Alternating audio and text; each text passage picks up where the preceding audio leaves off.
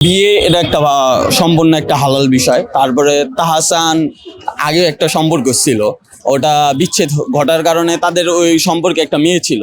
কিন্তু বর্তমান যে রোজা আপুর সাথে যে বিবাহটা হয়েছে, ওখানের ভিতরে মূল সমস্যা হলো কি, রোজা আপু তো 9 বছরের একটা লিভিং একটা সম্পর্কে ছিল।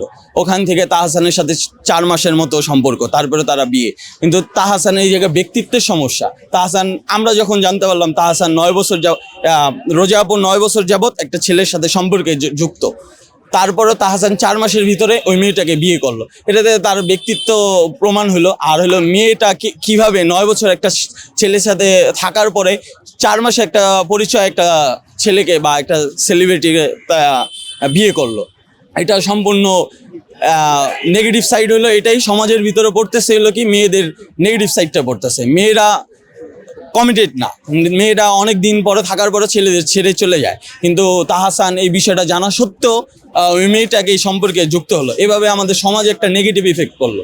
এটাই দৃষ্টিকোণ থেকে এটা ইতিবাচক না নেতিবাচক একটা সম্পর্ক বলতে পারি। তাহসানের ব্যক্তিত্বের সমস্যা এটাই প্রমাণ হলো।